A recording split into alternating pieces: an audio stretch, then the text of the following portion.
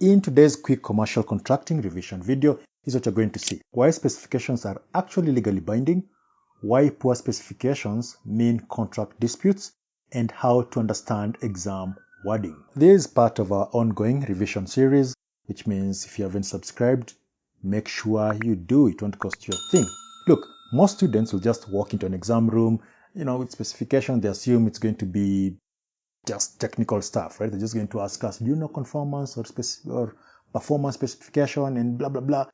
Yeah, and then they get there and then the question is something, specification, something, and then they just black out, okay? Or you walk out of the exam room assuming that, I knew the answer. The answer was B, because whether remember these are OR questions, okay? Multiple choice questions or objective or response questions. So it's like, yeah, I knew the answer. The answer was B. And your friend's like, no, it was D. Anyway, that's the reason why you don't even talk about exams once you're done. Anyway, look, those assumptions, you just lose your marks. Let's start by understanding why specifications are legally binding. Okay, these are not guidance notes. So you must understand that specification is not just some background information when you are contracting, okay? Because this is all about commercial contracting. They are legally binding. They are part of the contract documentation and therefore part of the whole agreement between purchaser and supplier. Now, what exactly does this mean practically? Here's what it means. Once included in a contract, a specification becomes a legal obligation, okay? Suppliers are required to deliver exactly what is specified, no more, no less. Failure to meet the specification can amount to contract non-performance. Okay, look, when talking about specifications, you're just talking about things that you want to be done in that contract. Like, if you're contracting and you need, what exactly do you need? You need a glass of water or something. Then, you don't need a glass of water, you need the glass. Then it means you're going to specify the size, blah, blah, blah, all those things. So those things, the supplier has to make sure they give you that thing, okay? So the degree to which they are going to conform to your specification will depend on the type of specification. If it is performance, it means you care more about the results, okay? Basically functionality, that's what you care about. The results are supposed to perform the function that you want. If it is conformance, it means that you want them to specifically stick to the details, the drawing, the numbers, whatever you specified. Anyway, from an exam point of view, exam tip, okay? So if the question asks if specifications are legally binding or not, the answer is yes. They're not going to ask you, is specification legally binding? Most of the time what they're going to do is give you a scenario, and from that scenario, you're going to have to figure out if whatever amounted or whatever looked like specification in that case was legally binding or not. Because sometimes we put something in a contract, call it specification, and that is not going to be legally binding because it's either vague or poorly phrased or just missing. You could specify something, say it's going to be in Schedule 2, and then the Schedule 2 doesn't even exist, which means whatever you mentioned there. Anyway, look, let's look at a question here to understand this. All right, let's get this going. So what question are we talking about here? Well, in this case, it's question 1, right? Now, a buyer contracts for branded packaging. So a buyer contracts for branded packaging and includes the following clause. Packaging must match sample, then there is a sample, right? Sample, this particular sample here. The PKG, blah, blah, blah. Approved and signed by both parties on 10th March. So the assumption is that's when they did that. So delivered packaging differs in color tone and thickness from the approved sample. So whatever these people have delivered isn't exactly the same as this sample that they did sign on 10th March. So the supplier, on the other hand, argues that the difference is minor, okay? It's just like a small difference and commercially acceptable. So is the specification enforceable? If the supplier is actually like, yeah, it's just a small difference, so we can just, ignore these. The question is, can they do that? So is the specification enforceable or not? Well, no, because minor variations are acceptable. No, because samples are illustrative only. Okay, there's like, yeah, it's a sample, but you're not going to use it. You just need to see that it exists. Yes, because the approved sample forms part of the contract. Yes, because the buyer prefers the sample. Well, the answer, because the answer is C. Okay, yes, because the approved samples form part of the contract. I mean, this is one of those rules in sale of goods contract where if there was a sample that was used in sale, okay, then you assume that the bulk is going to correspond to the sample. It's part of the sale of goods contract. I mean, I was saying, look, that's just a thing. When you're talking about performance in sale of goods contract, or even implied terms in sale of goods contract, although this one wasn't implied, this one is expressed because you can see it there. Okay, so that's that. Okay, here's another one. So in this case, you're talking about question 2. A contract for safety equipment states that, what does it state? All items must comply with the relevant international safety standard. Straight away, there's a problem there, right? If you're keen on wording, you can start to tell where this question is going. No specific standard number, issuing body, or edition is stated.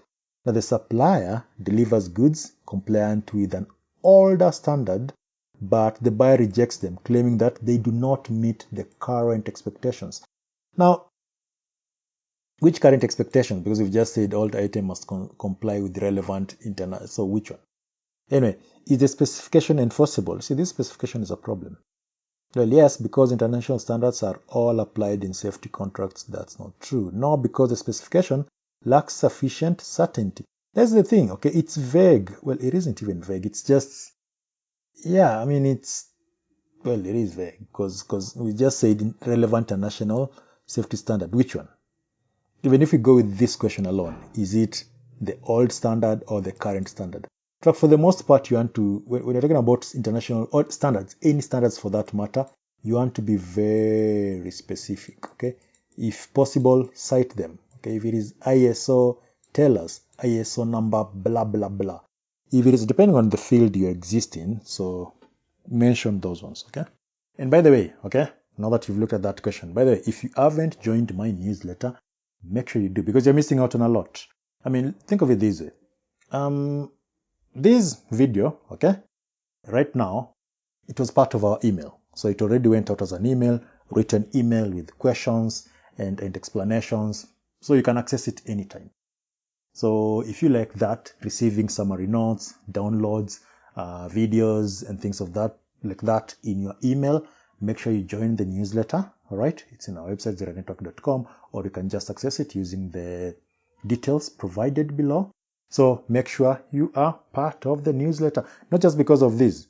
I mean, there are other modules, like for example, if you're in whatever level you are in, whatever module you're doing, there's a day that you'll get emails relating to that module. So make sure you join. Let's move on. Why poor specifications cause contract disputes? In commercial agreements, okay, disputes relating to specifications are going to arise because the specifications are vague, they are incomplete, or they are open to interpretation. So if the specifications aren't clearly defined, then what sort of problems are we going to have?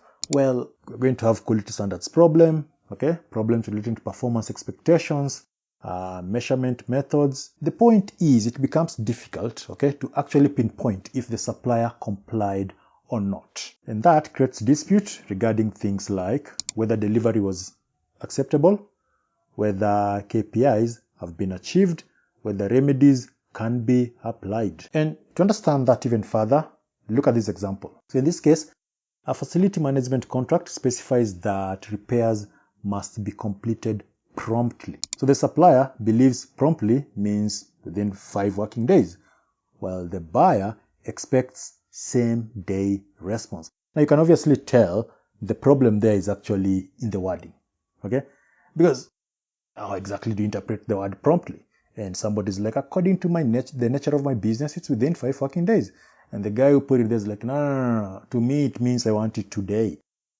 Yeah, so that's a problem with poor wording. Now, why exactly do examiners focus so heavily on wording? Look, the CIPS exams are not really testing your engineering knowledge, okay, when they're testing specifications.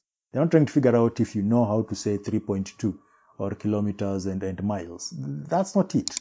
they are testing whether you understand that words create obligations. So in objective response exams, the OR, which is what you're going to be sitting for in these L4M3, the examiners are actually interested in, they often give you two very similar answers, and then they change only one or two words in specifications, and then they test the wording, okay? They test whether the wording allows performance to be measured or enforced. So the exam tip in this case is, if wording is unclear, subjective, or not measurable, CIPS will usually treat it as a high risk. I mean, look at this example, because those are just too many words. Let's look at a question. So look at this question and tell me what you think. Here's the last question for this revision series. But then remember, you can access tutorials and all that on these. So don't be like, but like, can you send me notes and stuff? Also, you can be part of the newsletter where you'll get our notes. So a contract specification states, the supplier shall provide a high quality customer support service. So what exactly does a high quality customer support service mean here? See, this is just another problem, right? I mean, we don't even know what the question is going to ask us, but this is already a problem. Anyway, a dispute arises about service levels. So the question, what is the main contractual weakness of this specification? I mean, what does high quality mean? It's not included in the pricing schedule. It lacks measurable performance criteria. It cannot form part of a it is already part of a contract. It's just a problem in the contract, but it is part of a contract. It should be replaced by, look, the thing is, it lacks measurable performance criteria. Choice B is the correct answer. Why? Because look, high quality customer support service, what exactly does that mean? What is high quality? This high quality need to be something measurable so that we can say, we wanted these, but you've provided these. So see, that's a problem. Anyway, that's the thing. And yep, so that's the question that explains challenges that you can have with vague or unclear specifications. All right, so the question and all that.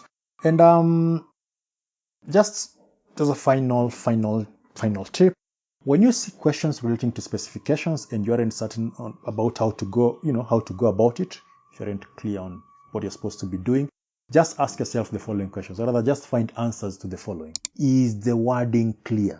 Is it measurable? Could it be enforced if there was a dispute? So if the answer to those ones is usually no, okay, then it means more or less that specification is wrong, or yeah, we'll call it specification, but it's wrong.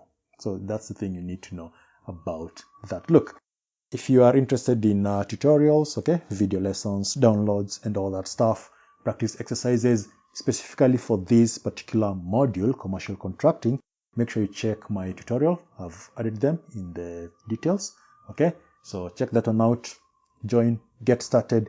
At any point, if you have a question, don't hesitate, just hit me up and we will talk about that. Now, see you in the next video.